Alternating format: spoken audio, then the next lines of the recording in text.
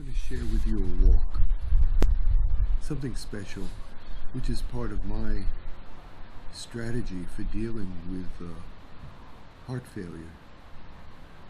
I'm in a special place. It's the Dandenong Ranges National Park.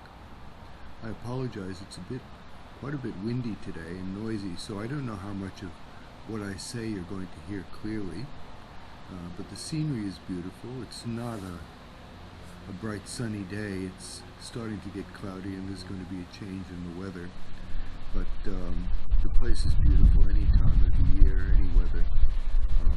It's just so natural, and the air is so clean. Now, I may have mentioned earlier that about 10 or more years ago I discovered that I had heart failure, which was brought on in part also by diabetes, but also from a lot of stress in my life. I've been working a job for 14 years in which I had a lot of responsibility and put more energy into my job than I probably should have. But you know, when you do these things, I didn't think about it very deeply, and I didn't pay very much attention to my health, and I didn't exercise very well, I didn't eat very well, and I paid the price. So when I finished that job and my marriage ended, everything came to a head, and things started going downhill. And when I went out walking, which used to be one of my favorite activities, I found I got out of breath easily, started coughing. I just didn't have any puff or energy to do it, and I went for some tests, and they told me that I had what's called nonischemic heart failure, which means a part of my left ventricle doesn't work very well. It's not very efficient, my heart, in putting out energy. And the doctor that I was sent to put me on medication, and well, I was a smart guy, and I didn't see him again, and I didn't keep to the medication very well, and guess what, I didn't get better. I tried going on a fast, and the fast was quite interesting. I've done that before, and it was very unusual, just trying to cleanse my body of the medication I was taking, but my heart still needed some help. And well, the net result was that I had a relapse, because mainly I hadn't thought through what I was doing. I didn't have a plan. You know, you do something that's so important in your life, I think you need to think about it a bit more deeply. Well, I didn't. I'm a smart guy, and I didn't know any better. So I did my fast, went off the medication, and had to go back and see another heart doctor. Well, this fellow told me that I wasn't in good shape. I had type 2 of the heart failure, which the prognosis was for maybe 5 or so years of life, if you believe the statistics.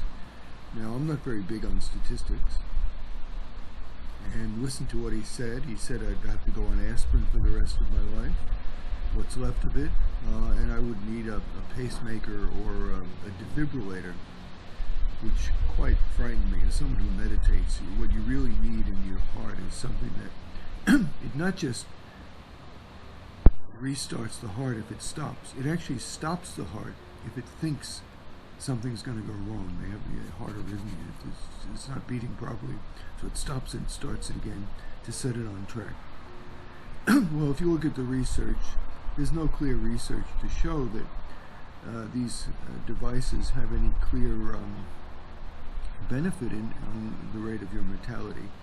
So I thought about it, did my research, and told him that under no circumstances would I accept any intervention like that in my life, and decided to, with a bit more thought than before, to go into a program that I had to create, because the doctor couldn't refer me to one, of exercise. And I've read that if you do a combination of strengthening exercise, aerobic exercise, and even high intensity, what they call is where you push your heart to like 80% of its capacity for bursts of use, and then stopped and rest and did that again and again, that the combination of all three of those exercises would strengthen the heart and have a positive effect. Well, I decided to do that. I joined a gym. I started walking, doing some strengthening exercises.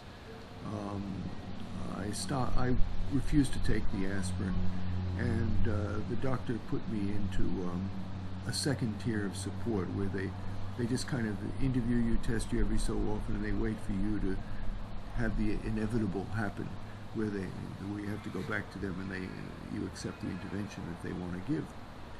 And this particular place was interesting because have you ever walked into a doctor's office where there's two doctors working and there's three receptionists?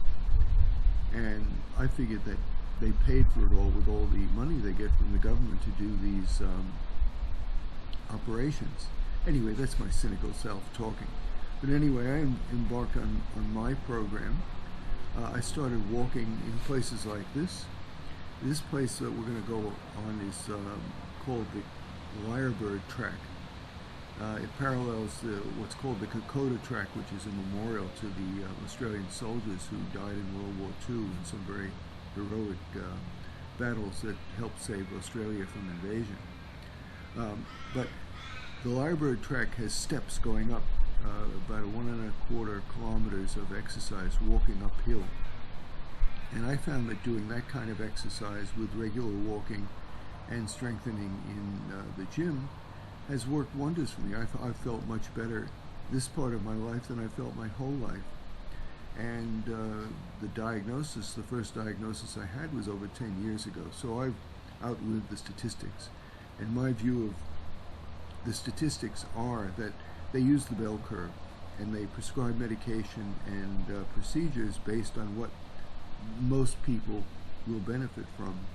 But I think that the best learning from those kind of statistics are what happens on the fringes, where people who do not conform to the statistics, they live longer than they're supposed to, they don't do what they're supposed to, and so on.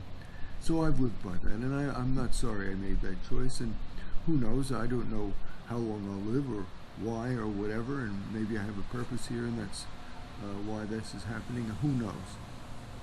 But anyway, so I'm quite happy to give you some of this feedback. I'm going to take you with me on one of my walks to show you what I do and how it affects me. And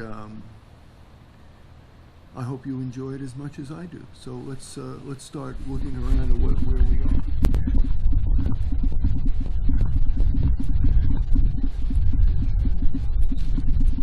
Now you may notice as I start to walk uphill that I breathe more deeply, which is normal, but I suppose if you have a heart condition, you're afraid if you push yourself too hard, well, you just won't make it, you'll cark it. But that hasn't been my experience yet, and I'm very careful in monitoring how I feel. So I use to judge how I feel, how deeply and how rapidly I breathe. So if it feels too strong, well, I'll either stop or slow down. So as part of it is the pace at which you walk and the degree to which you feel you can go on, I suppose. So here we are. This is the beginning of the Lyrebird Track. They also call it the fitness steps. I like it because not only because of the steps, which is a particularly good form of exercise, there are markers every 250 meters which I use to gauge how well I've been going doing my walking. And I stop at every marker. It's one of my habits. And here we go.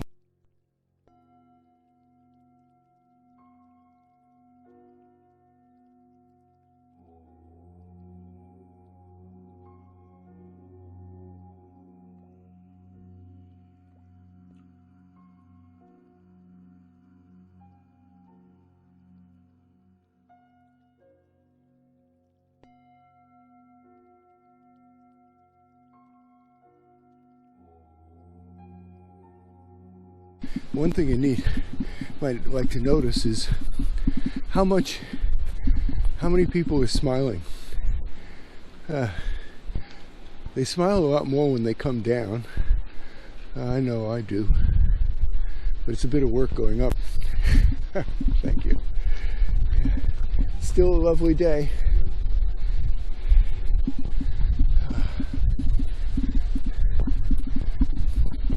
Sometimes I get a bit jealous when I see people who are fitter than I am going up and down. I saw one guy yesterday who was running up. I mean, that's extraordinary.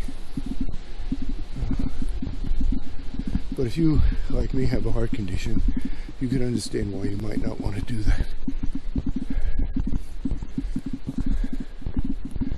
Now, breathing deeply is not a bad thing. It's actually something good, because it really gets oxygen into your body and expands your lungs. And I find it particularly useful because one of the aspects of the condition I have is that the heart will produce fluid which gets into the lungs. So I have to take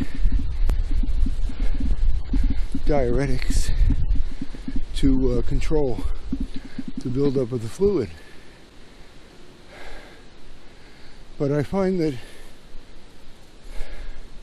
this type of exercise helps get rid of that fluid.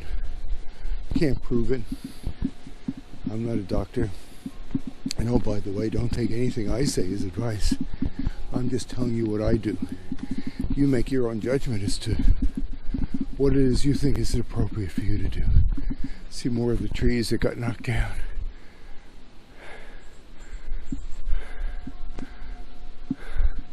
And you also notice on the tree trunks, some of them are blackened.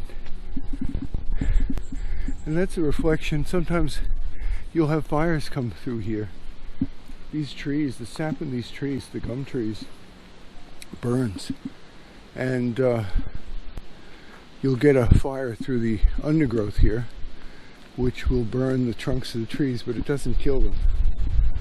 But you can see the scarring, which means at some point in the past, a fire went through here. And sometimes they'll do what's called a controlled burn, and they'll deliberately start the fire to prevent the real one from doing as much damage as it should come through.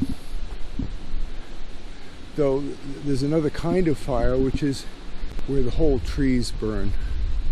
We had a really nasty fire like that, quite a few years ago now, in which whole communities would burn to a crisp. I mean, you'd understand if you're from the States and California and places like that with the fires that you guys have been having. But that's what happens. Now, we're at the 250 meter mark. That means we have 1,250 meters to go in distance. You can take a look at me. Now take a look at me and tell me, am I still alive? Is my face turned blue? Do I look like I need to call an ambulance? I don't think so. I don't feel that way. But anyway, humor aside, I'm very grateful to be able to do this walk. Now let's continue walking. I remember when I first did this walk, boy, I had to stop so often. I'd get out of breath so quickly, and I thought, I must be doing the wrong thing. This isn't the right thing to do. But I found that each time I came back, I had more stamina. My heart rate wasn't as fast, and I was able to get much more benefit out of it over time. So when you undertake an exercise program, you got to keep with it. Now, you don't have to, but if you don't, you pay the price. And that's one of the choices you'll likely have to make if you have this kind of condition.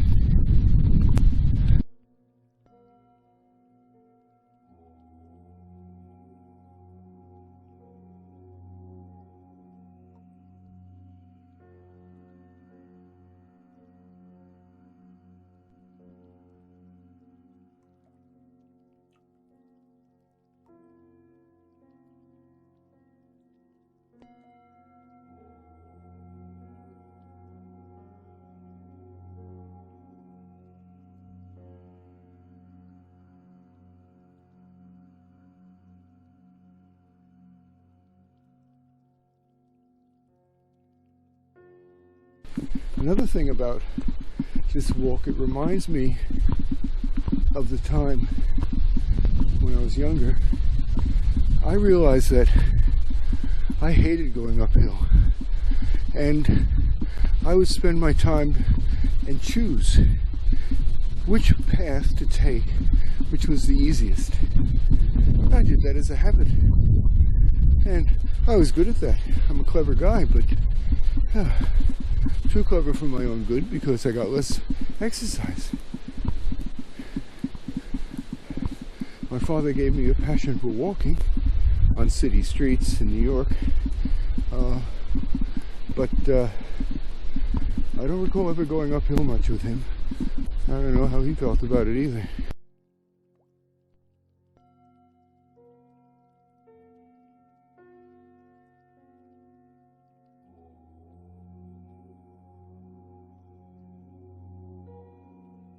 And look how far I've come, not only in distance. I love stopping and looking back and seeing how far I've come and how steep the climb has been.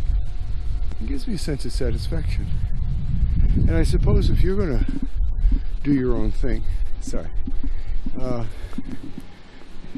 that's something to think of. What are you going to do that's going to give you the most satisfaction? Living longer is something that, well, it's future satisfaction, I suppose. But something you're going to feel good about now while you're doing it. In part, mine is to focus on making each of the markers. It's a physical reminder of how far I've come. All right.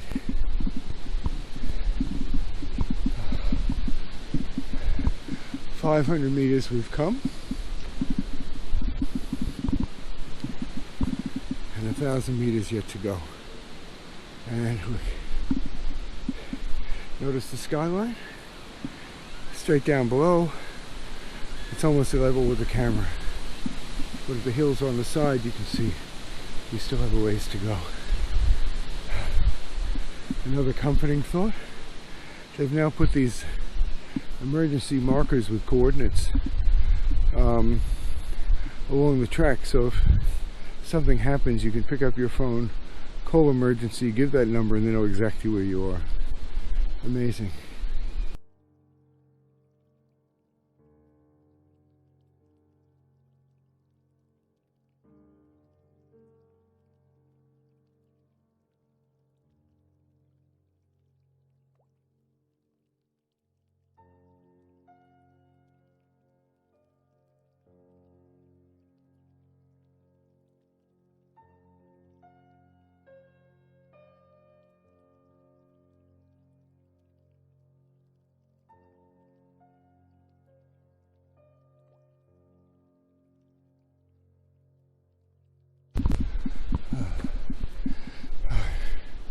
Fewer steps.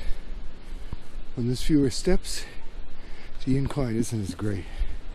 And the closer we get to the top, the fewer steps there's going to be. The other reason I realize that I don't like a lot of people around is I get so easily embarrassed. Much more like my mother did with my father, who would wear these clothes she felt inappropriate to church. And she was embarrassed for him, really for herself, as if how he was a reflection on her. And I have a residue of that. I've always felt embarrassed whenever I show any aspect of myself that I'm not confident in. When I show my weaknesses. Yes. Silly, isn't it? But that's the way people are.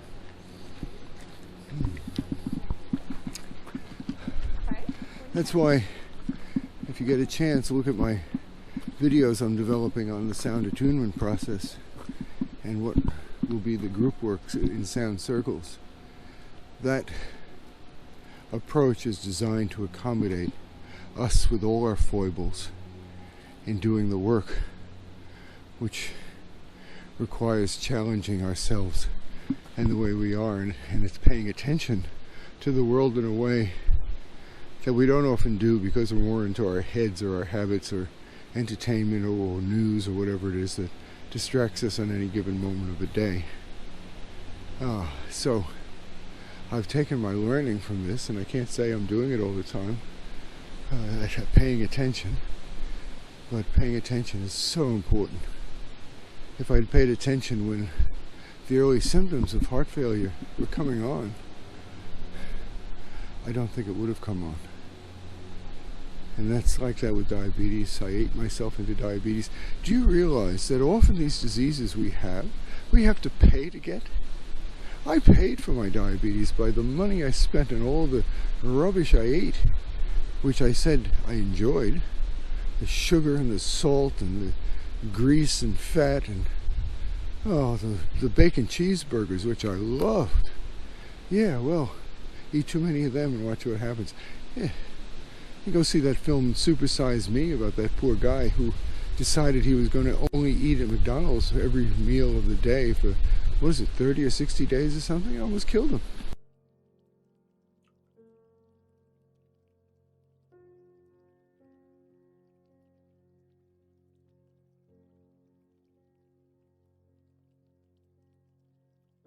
"750 meters past, half the distance."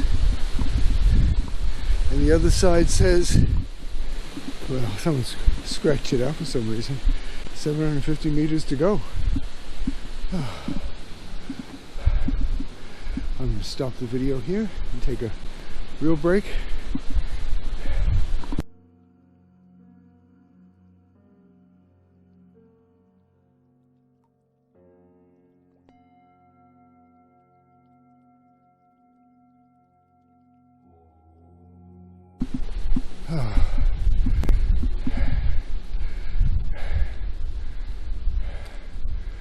Look at the horizon getting lower. Tops of those hills getting lower. You can even see the skyline getting lower up ahead.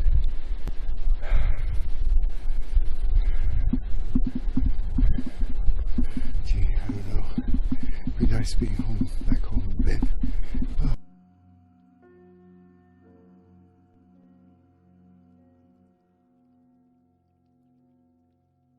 Another thing I noticed, didn't notice until I was in my early 20s, how shallowly my breathing was. How shallow my breathing was.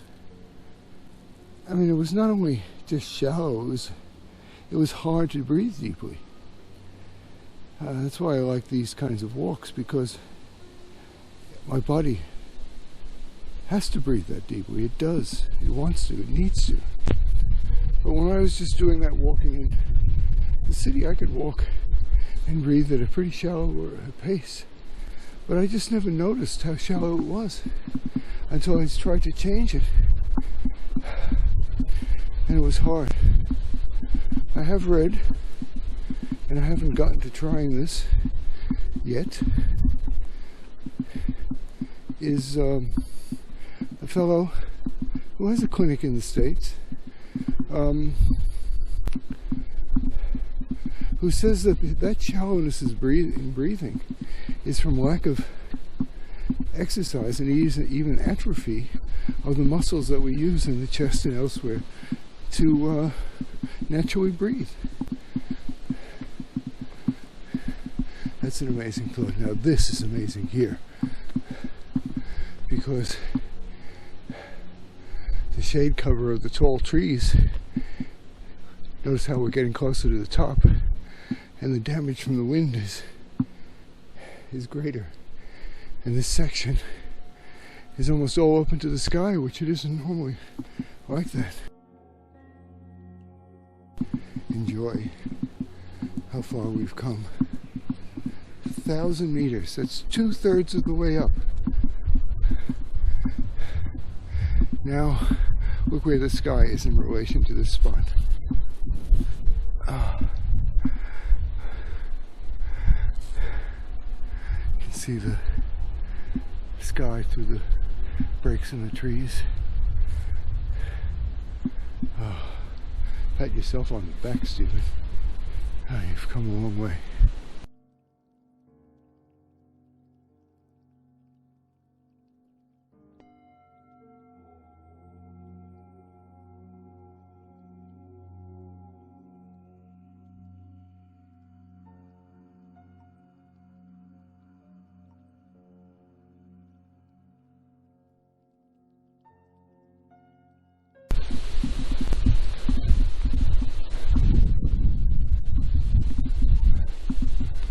He's an intrepid fella. He's doing what I should be doing. And this is what people are meant to be doing at this site. Strengthening using sit-ups and push-ups. Alright? Feel the urge? No, I'm going to keep on going. With less of an incline, I can make a faster pace and still maintain my pace and breathing at a reasonable rate.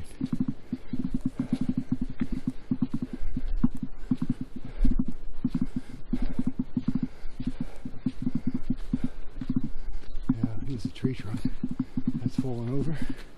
You can see perhaps why these trees fall over so easily in the wind, because the roots, rather than going down into the ground, spread out across the ground.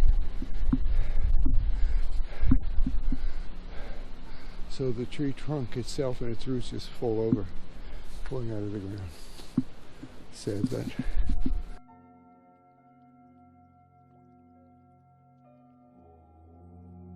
(1,250 meters). That means we only have 250 meters to go. Ain't that something?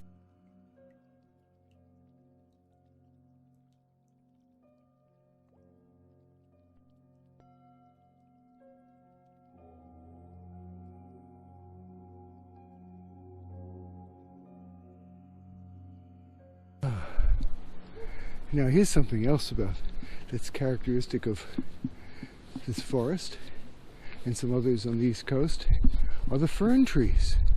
This is a young one. They need quite a bit of water, I think, so you don't see them everywhere.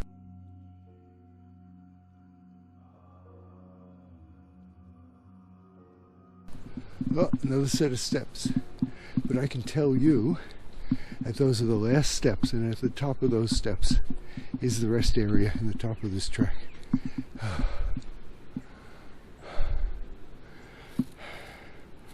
One thought passed through my mind as we passed that hump.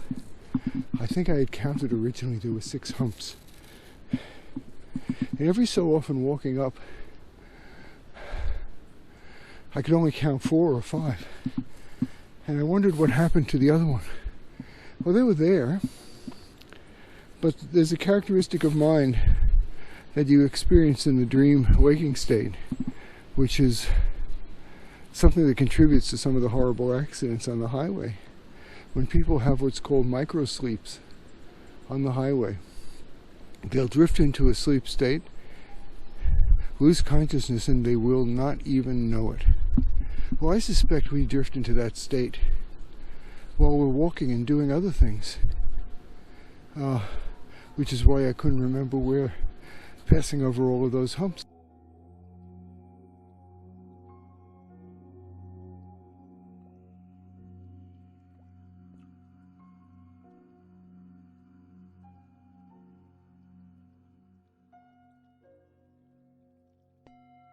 Watching all these really satisfied people, and they should be, having completed that walk. You get people doing it who have never done a walk like that, and they feel so gratified that they were able to do it.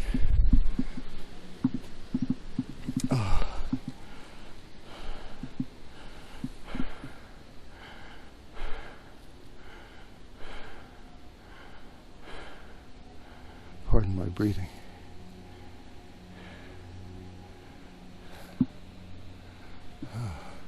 Well, let's keep going, because the longer I stand here, the longer it takes me to get to the top.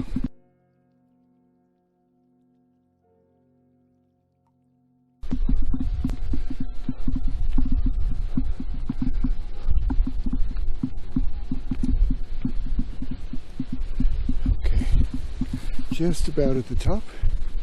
This fella's going to beat me there.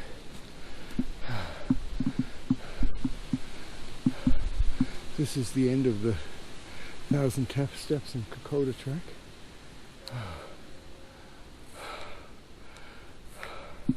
And this is the rest area. Really nice. And here you are. Welcome to the Dandenong Ranges National Park. That picture on the left is more like what the Kokoda Track is like.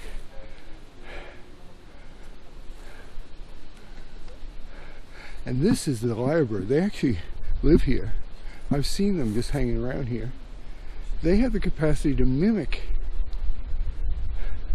the sounds of almost anything. Sometimes you could be walking through the bush and you'll hear the sound of a chainsaw, and what is it but a lyrebird imitating the sound of the chainsaw. Isn't that incredible? Now here is my adventure. I'm going to sit down and take a well-deserved rest. Take my backpack off,